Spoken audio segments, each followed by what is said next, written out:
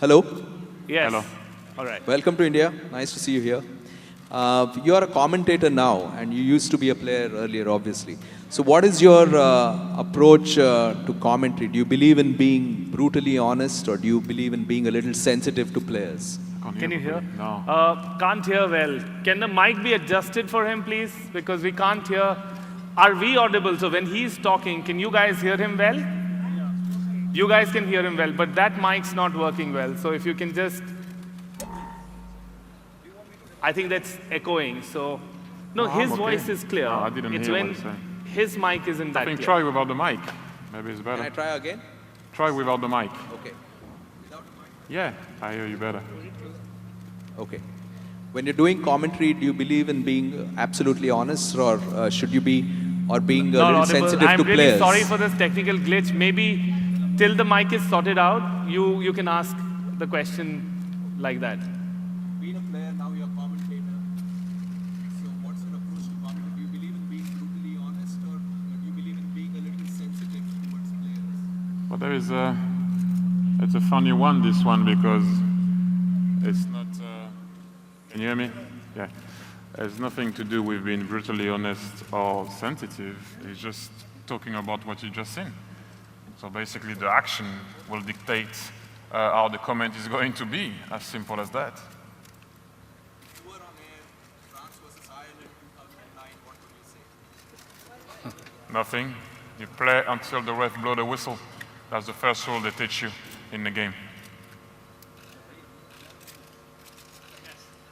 Thierry, your old boss Arsene has been mentioned as the next England manager. Do you think it'll happen? Would you like to see it happen? And is he the right man for the job? First and foremost, I think he answered himself recently. He said that the England manager should be English. Well, that's his own words. I don't see it happening myself, but who knows? You know, I said it recently that Arsene likes to be on the field on a daily basis, and when you're coach of a national team, you don't get to do that. But you can never say never, but I personally don't see it happening. Who do you tip for the title this season in the Premier League? Sorry? The title this season, who do you think is going to win it? It's, you know, you have 5 teams in 1 point. So I think it's going to be an amazing race, an amazing title race this year. It looks like Man City were pretty strong, and then are you can hear? It seems like Man City were pretty strong at 1 point. Then they're having also their struggle. So we will see how it's going to go. Liverpool have been playing a lot of games away from home. So it looks like they have a little edge at the moment, especially where they won those games. But look, you know, in the last 3 games, Man City lost 7 points, a defeat and 2 draws at home. So you know you can never tell in this league. At the beginning of the season, I said that I think Man City will be champions, but again, this year showing us that nothing is easy in that league. Thierry, when I was younger, when you were playing in Arsenal, 2002, 2003, that time you used to say that when you have the ball, you're not scared. The person who's facing you should be scared. Is that what you tell the kids when you're coaching as well? Is that what your thinking is? Well, I mean, the main point of the game is to try to get the ball back. So I always used to say, and I had the feeling that if you have the ball, you shouldn't be scared of what's happening, because everybody always try to put all type of tactics to make sure that they can get the ball back. So when you have it, you shouldn't be scared. Yeah, that's what I'm trying all the time to say. You know, when you're facing the defender with the ball at your feet, he should be worried, not you. Yeah, so that's what I'm trying to say. Yeah, every time. Yeah. What is your first impression on Indian Super League? And have you been a little younger? Would you have been come for the Indian Super League to play for it? Well, it's difficult to I saw 1 game yesterday. I'm sure you're aware of that. That was the first time I saw the ESL. Very difficult to judge in 1 game the evolution of the league, such a young league. But I can base myself on what I heard especially with Fredrik Lundberg, Pires, Anelka. You know, I spoke to Diego Forlan before the game and some of the bosses that have been in the league for a little while. One thing that you need at the moment in this league is a bit of history, so a bit of years, to make sure that, you know, when you go at the stadium with your dad, that your dad can tell you, I remember when the league started 30 years ago, the rivalry was in between those two teams, we won there, and blah, blah, blah. You know, that you need to create that type of history. And yesterday the game, as I saw, you know, was a pretty even game that I guess when you have a guy like Diego Forlan being able to be in the box and score a goal like he did yesterday, winning the game for Mumbai. But I need to see more to be able to really judge the quality of the league. But all I know is the response of the fans and who is coming and the sponsors trying to be around the league and trying to promote the league. Everything is going in the right direction. Now you also need to work on the youth to make sure that, you know, that's going to be the future. It's one thing to bring international players, national coaches. That's vital also to promote the league. But you need to make sure that the youth system is going to be great in order to survive and maybe, you know, one day for you guys qualify for a big tournament. What do you think was going to win this year's Ballon d'Or award? This year's Ballon d'Or award. Ballon d'Or. Oh, sorry, I couldn't get it. Oh, I don't know. I think you have a lot of guys that had a good year. Griezmann had a good year. Obviously, Ronaldo winning for the first time something with Portugal, and also winning the Champions League again. So, you know, the Barca guys, you know, Leo, Suarez, and Neymar, especially Neymar winning for the first time the Olympic Games for Brazil. So, you know, those guys have been successful with their club and successful with their country. Gareth Bale also, you know, so we will see. You know, that's out of everyone's hand. People are voting, and we will see who's gonna win. But I would like to think that it's gonna be along those players. You think Cristiano has gone ahead of Messi by winning the Euro Cup? I feel like I have to. It's the same discussion every year. Who is ahead, who is behind, who is a bit ahead, who is a bit behind.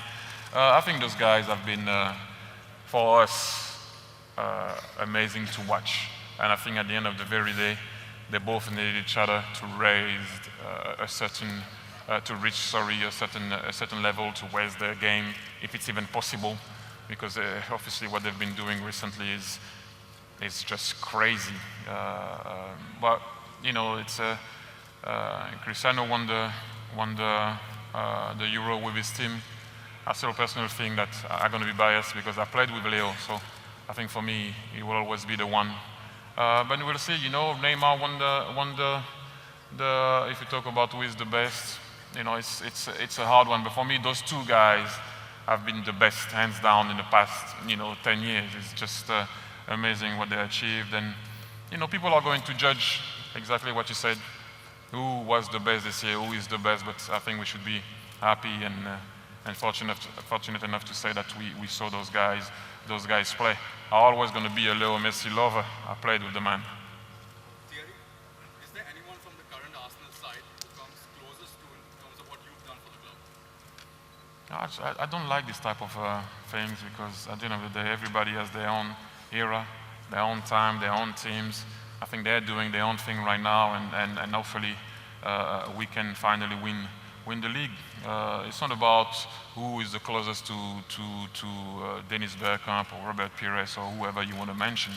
I think it's about them having their time and their success in their era. I think that's the most important thing, and it looks like finally things are going the right way, and we can compete again early during the season and not in mid-season or maybe towards the end. So let's see how far it's going to go. And you know, I just, at the end of the day, it doesn't really matter. I just want, as I can see you wearing the jersey, I just want Arsenal to win the title as a fan myself. But are they going to do it? The competition is massive. One example could be Alexis Sanchez. I mean, he was a winger, now he's playing centre forward. Well, he plays centre forward for Chile. So if you know your own player, you should know where he plays. Udinese also plays centre forward. So I think he can play wherever he wants. That's the quality that he has. Well, it's the same thing, you know. People always think that strikers are different. We are in a way, we were sometimes a bit, I would say, or goalkeepers. Goalkeepers also from their line, they can analyze the game, they can see everything. Usually they are the guys that can talk. And for us also being at the top of everything, when you turn at times, you see what's missing or not, you know, and the knowledge of the game is still the same, regardless of if you're a striker, a right back, a center midfielder, you know, or if you're a great player or not a great player, that doesn't mean that you can't see the game. No, I don't think like that because, you know, for example, if I like a certain way of playing, I'm not going to think about that because I'm a striker. It doesn't really change that. You know, I used to play a certain way, and you know, seeing the games doesn't change because I was a striker. They all shaped me. Every single coach that I had shaped me. Even the one that didn't believe in me, because they do shape you in a way. The one that do believe in you, they shape you in a different way because obviously you can grow a bit more with confidence. But I always say that sometimes, you know, I found out about myself a bit more when I had difficult periods in my career, because when the chips are down and people are not really helping, that's when you're alone at times and you need to make sure that you can go back on track.